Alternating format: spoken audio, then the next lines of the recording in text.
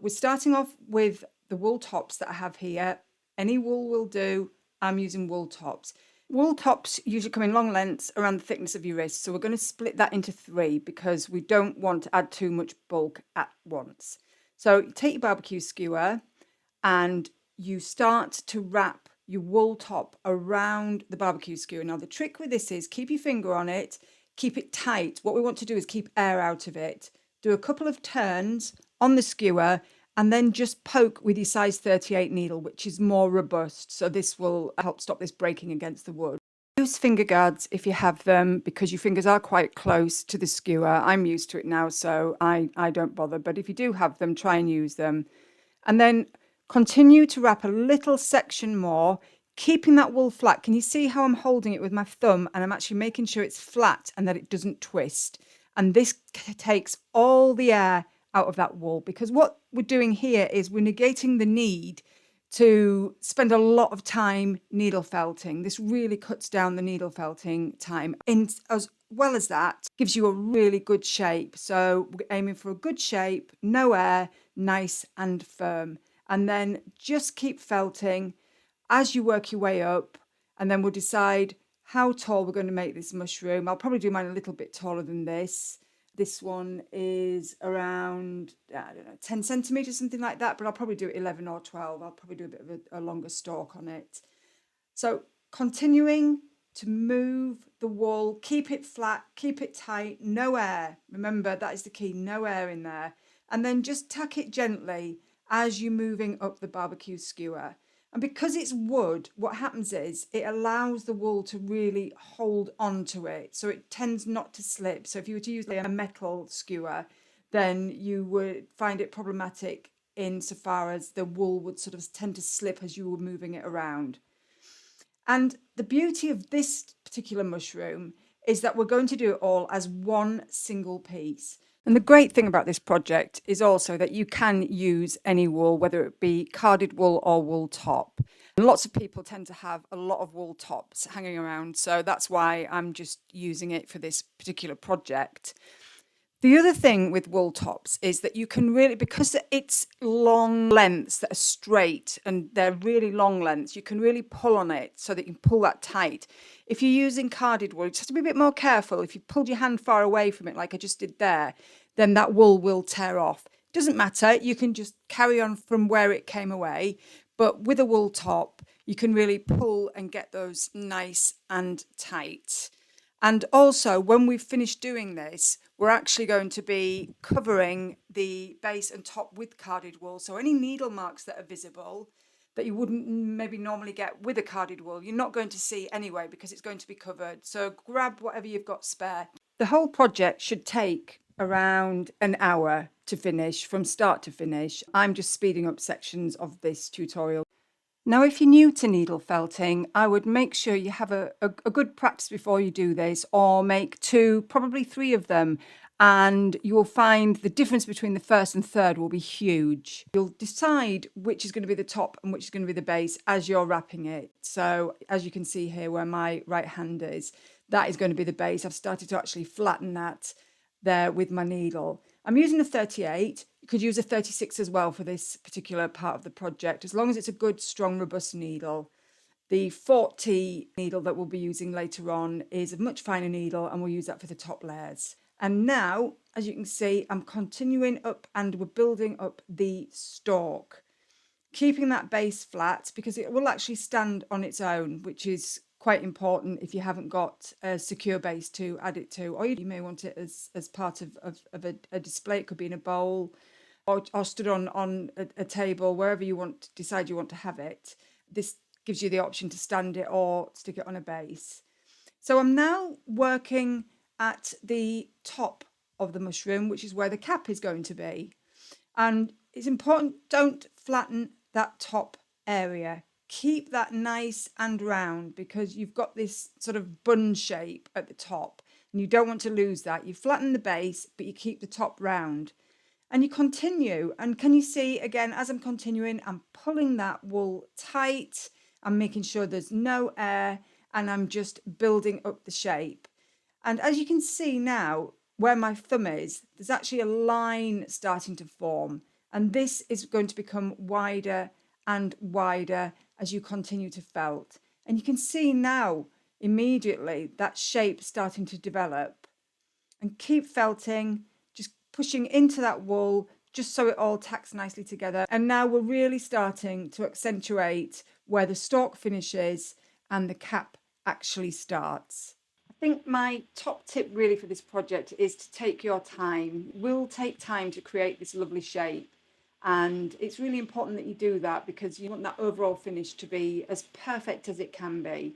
Now, at this point in the project, you're actually starting to use your needle at a diagonal angle because instead of pushing into that wool now, you're starting to use it as a shaping tool and using it as a diagonal angle, as you can see here. I'm moving around the top of that cap and just keeping that shape nice. If I was just to go in straight in one place, it would all end up flat and misshapen. So using your needle diagonally, keep turning it, using your needle, you'll get that really nice shape. And don't worry at this stage if you're noticing any lumps and bumps, we'll get rid of all of those. And do remember again that we're going to be covering it with a knife. If you want to learn more about needle felting wool and felting needles, I have a really brilliant ultimate blog guide. I will pop the links in the description for you, so you can just pop over to the blog. It's really popular and it's absolutely packed to the rafters with free tutorials, patterns, guides, tips, tricks, downloads, everything you need from a nervous beginner to a confident sort of intermediate needle felter. And highly recommend you go over there, especially if you've just started needle felting. There's so much on there for you. But wool is probably one of the most confusing things when it comes to getting started needle felting. So hopefully I'll take some of the pain out of that learning process. And there's a really basic guide and then there's a more advanced guide so you can choose. And the same with needles. As you can see with this project, all I need is 2 needles, 38 star or a 36 and a 40 triangle. If you don't know what you've got, then just, if that needle bends when you press it gently against your finger, that's a finer needle. If there's quite a lot of resistance, then that's a more robust needle. Another tip I have is to remember that your hands are probably the best tools that you will ever have when it comes to needle felting. So it's super important that you really use those to help with creating the shape. The wool's still pretty malleable at this stage. Even though it's firmly felted, we can squish it and move it and shape it with our fingers. We can flatten underneath the base. So I'm continuing now. I'm really starting to see that shape take form. And it's nice and firm, but it's still springy. So it springs back to shape, but is still quite firm. And really pleased with how that shape's coming on. Continue to build up that sort of bun shape cap that we want because it's just such a penny bun that I am sort of working this around. Is such a lovely shape and it's sort of big at the top and big at the bottom. So it's a really sort of meaty mushroom. So we need to make sure that, you know, we build it up and keep using that needle diagonally. Can you see now how I'm really using that needle at a diagonal angle? And at this point, you can change to your finer needle if you want to stop firming up the mushroom and start really focusing on the shape. Don't let that top get flat. I'm just adding a little bit extra here. I seem to have lost a bit of shape there. So I'm just wrapping a bit around. It's really easy to rectify problems as long as you're aware of them. Don't sort of just carry on gung. Keep working it, keep turning it. Have a look at that shape. Make sure it's even. It's a nice, even, symmetrical shape. And that's the most important part. It's not a particularly hard project, but it does take time and patience. And I think to make this from scratch in 1 hour is pretty good. It might take you 1 hour 30 if you're a complete beginner. But you look at what you end up with. It's such a beautifully finished piece and it is perfect when it's done. Now I'm at a point where I'm almost ready to take this off the skewer, but I'm just going to keep building up this stalk. I want it a bit more chunky. You can do it to whatever your preference is. It really doesn't matter. But what you need is stability at that base and symmetry. This one is slightly longer than the one you can see on the table. So feel free to use your sort of artistic license, but keep that base nice and flat. And as I said, we're just getting ready to take this off the skewer, and then we're going to go on to using our carded wool to really create a nice, perfect finish to that top layer. And this is where you'll be using your 40 needle or your fine needle, whatever you've got, to actually make sure that those needle marks are as minimal as possible. So let's start preparing for the carded wool top layer, which absolutely isn't necessary, but I love to use this technique with a lot of projects where you want a really lovely top coat finish with really few needle marks visible, and it just lends itself perfectly to this mushroom project. So I'm using carded wool bats here. You can use the long lengths, also called slivers, and I've just put a layer around the base like a skirt, and I'm felting it right under that mushroom cap. So it's not visible. You won't see where the joins are. And that's the trick with this. It's wrap it round. We're going to try and do as little felting as possible around the actual stalk. And we're going to try and do as much of the felting to put it in place at the base of the stalk where it's not going to be visible. We are going to felt the rest of it, but very lightly. But what you need to do is wrap it around like a skirt, pull it flat, get rid of any air, keep felting, use a diagonal angle. You should be using your 40 triangle or your fine needle. If you have one, you can still do it with a standard 38 or a coarser needle. And just keep gathering up that wool around the base, removing it where there's any extra. Get it flat on that base, because remember, we want it to stand up. So if you've got any lumps and bumps, then that's going to prevent it from standing and giving it stability. And then just work diagonally up the stalk itself, just to neaten any of those areas that are slightly raised because they've got some air in them. So check the stability. If you're going to stick it to a base, then you don't need to worry about this at all. And we're going to prepare for the next section.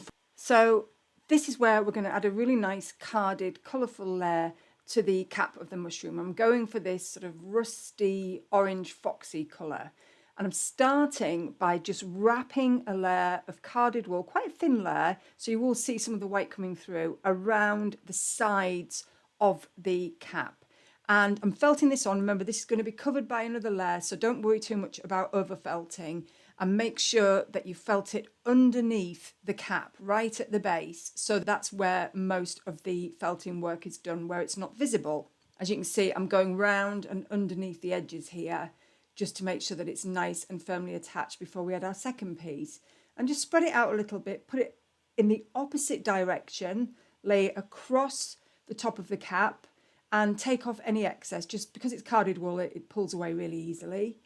And do the same with that. Using your fine needle here, and just be a little bit more gentle with this one when you're felting it on, because this is where we want to reduce any needle marks.